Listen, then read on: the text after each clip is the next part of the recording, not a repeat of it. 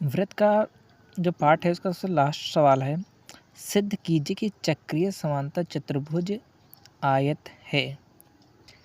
तो एक चक्रीय चतुर्भुज है और सिद्ध करना है कि वह एक आयत है। तो पहले लिखें जो दिया हुआ है, उससे पहले हम लिख लेंगे दिया है, दिया है। पहला ABCD एक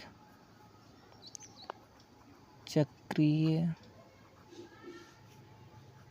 समांतर चतुर्भुज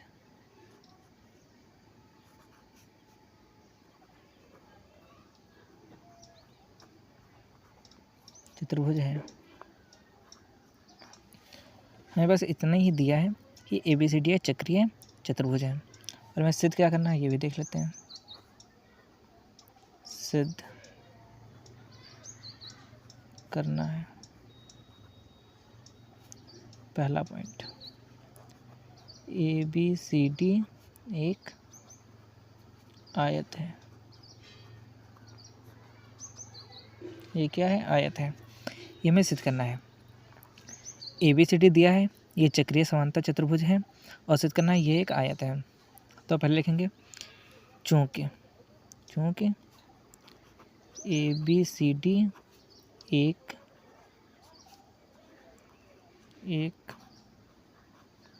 चक्रीय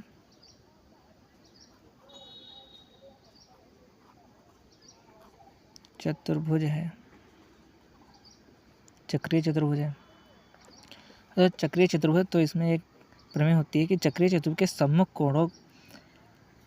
कोणों का जो ये कोण होते हैं, सम्मुख कोणों का योग कितना होता है? 180 अंश होता है। तो लिख लेंगे कोण A प्लस कोण C बराबर 180 अंश। ये प्रमेय है, और इसकी विशेषता भी है कि चक्रीय चतुर्भुज के सम्मुख कोणों का योग 180 अंश होता है। उसे हम डाल देंगे समीकरण 1।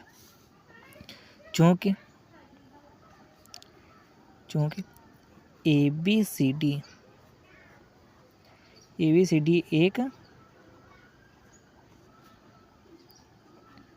एक समांतर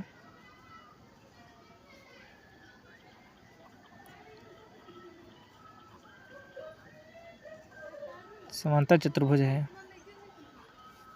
चूँकि ABCD एक समांतर चतुर्भुज है, तो समांतर चतुर्भुज में एक प्रमेय होती है कि समांतर चतुर्भुज के सम्मुख कोणों का प्रत्येक युग्म बराबर होता है। मतलब कोण A कोण C के बराबर होगा।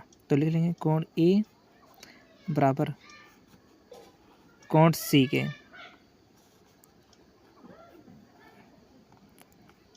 ये समीकरण 3 हो गया। समीकरण 2 हो गया। अब लिखेंगे समीकरण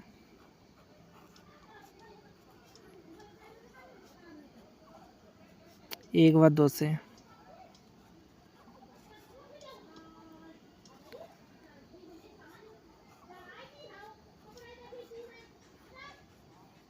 कोण A प्लस कोण B बराबर 180 अंश।